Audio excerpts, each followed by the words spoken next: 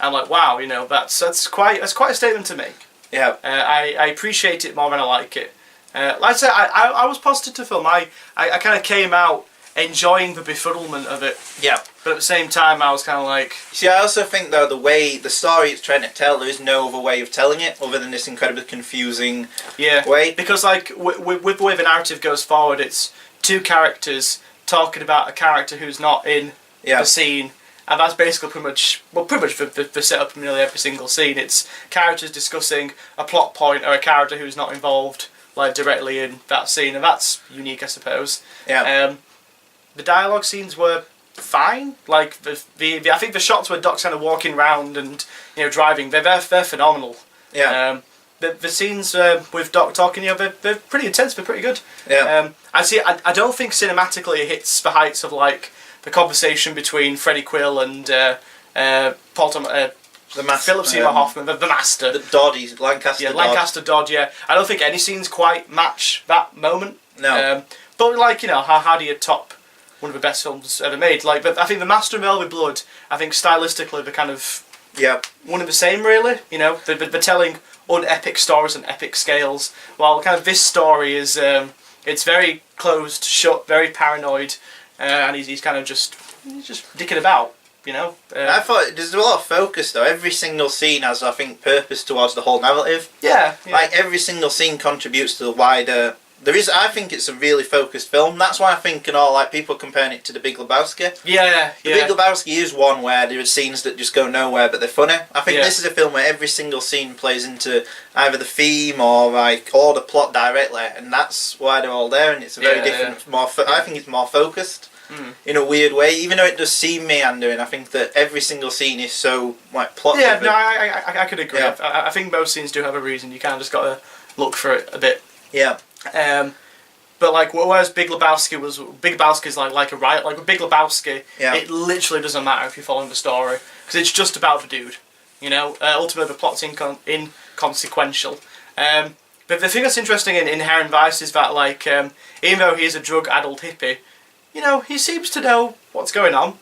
Like, well, I think that within the film, and I think it's more in the book, they make the distinction that he doesn't do like a lot of other drugs. He mainly just smokes weed. And there's that great bit where he's doing the laughing gas as well. Oh yeah, that is a really good scene. Oh, the part where he's doing cocaine with Martin Short. And Martin Short's like, do you want to try something? Like, oh no, that's brilliant. I won't have any. But he gets out and he's like, oh, go on then. And he leaps on the desk and like honestly, Joaquin Phoenix kind of held it all together for me.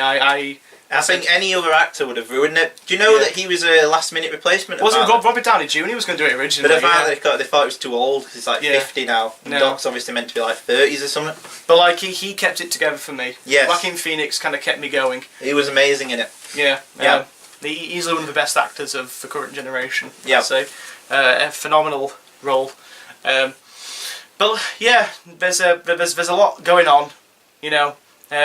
Don't kind of go in expecting kind of like a righteous comedy about hippies in the 60s. Because that's not what it is. Yeah, it's Paul Thomas Anderson doing Paul Thomas Anderson-y things. Yes. A lot of the themes are kind of coherent. It's about the death of an era more than anything else. Yeah, definitely. Yeah, that's what it's driving at. I personally, I these kind of themes have been done before, like the death of the hippie generation. But I thought it was more commenting on the death of an era in general. Well, yeah, that's what I was driving at. But like choosing that setting to like place it, that's been done before. But I think there's enough distinction and enough individuality to keep it going.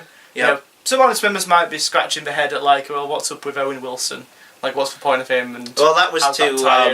Well, I know why, but like some audience members might be coming out. Well, what was the point of that? Ultimately, I say it's not a film for everyone. No. And if you don't like it, I completely understand why. I enjoyed its befuddlement. I enjoyed the main characters.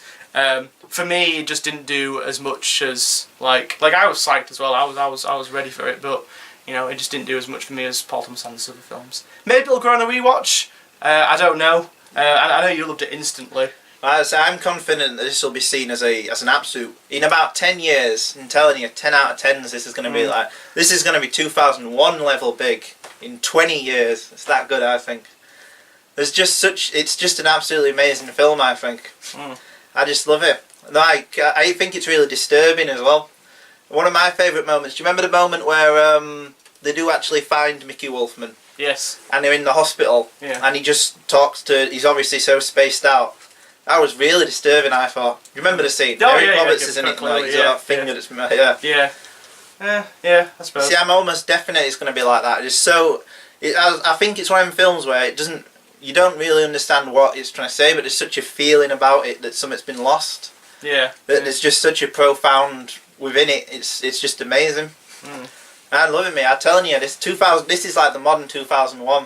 You can put that on the poster as well. I personally, I would... See that no one understands what that film's about, though.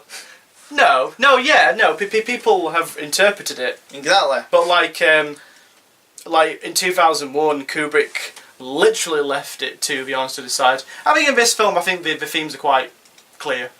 Yeah. I think it's clear what he's driving at. I personally don't think it's going to be 2001 levels. I think it will. I don't think any film can reach that height anymore, personally, but I could definitely see it as being more of a cult classic where certain audience members will go back time and time again because they love these characters and they love the weird scenes and they love working out the meandering plot. I could definitely see it being a cult classic.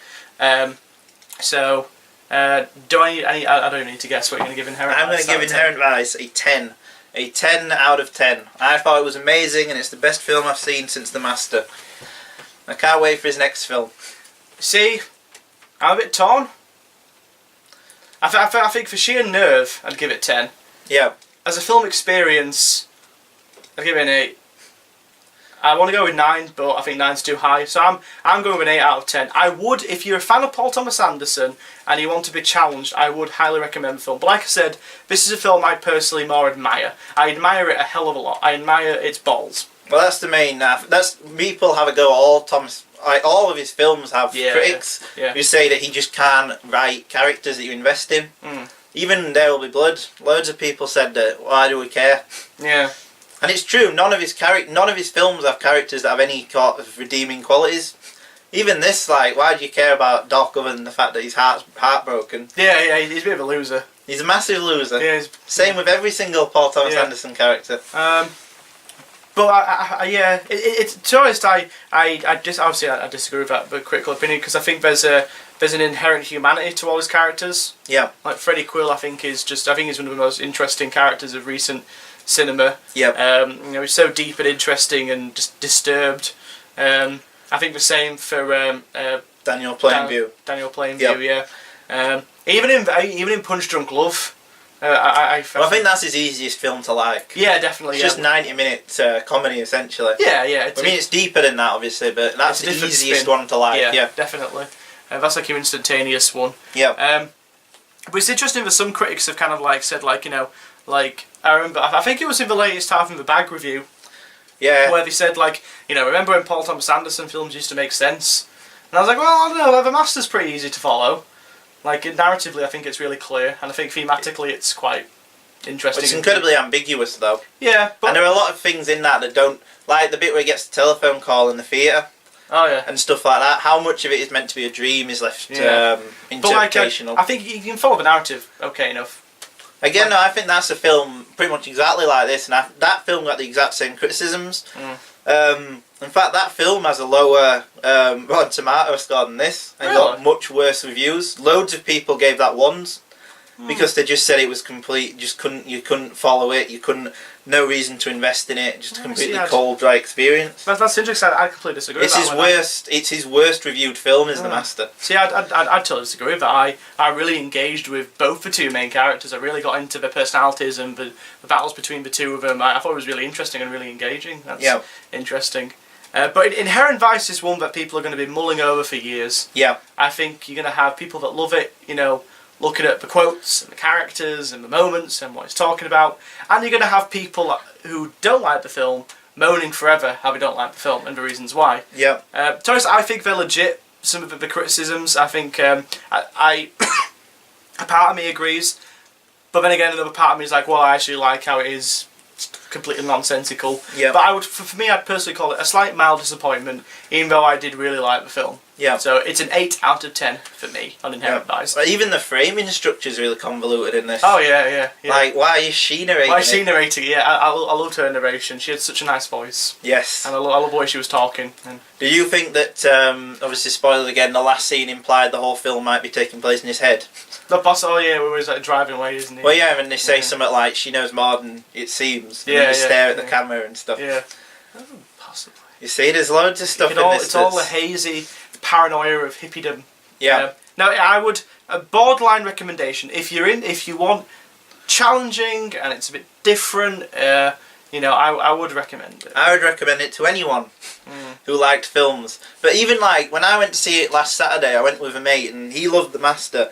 But he's not really into like challenging films though. He doesn't watch a lot of films. And he didn't understand the plot at all, but he absolutely loved it. And we were talking about it for ages and he loved like how cool it was and the style. I've talked to people on the flip side where love film, didn't like Inherent Vice, and love the previous Paul Thomas Anderson films, including The Master. Yeah. So I think the reactions to Inherent Vice are going to be very personal. Yeah. I don't think there's ever going to be a consensus on the film. No. I think it's going to be a very personal reaction. Yeah. I've talked to people who have seen a couple of PTA films. Have seen Magnolia, have seen Punch Drunk Love, saw Inherent Vice, didn't care for it. I know people who loved Inherent Vice, even though had no idea what's going on. Yeah. They got people like me and you who love Paul Thomas Anderson films and loved the film, liked the film.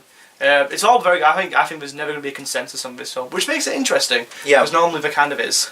So yeah, go see it and form your own opinion. It's interesting. It's different. Yep. But it's a film I personally more admire than actually personally like. You see, I think I loved it, mate. Just would go straight into it. I found it emotionally engaging.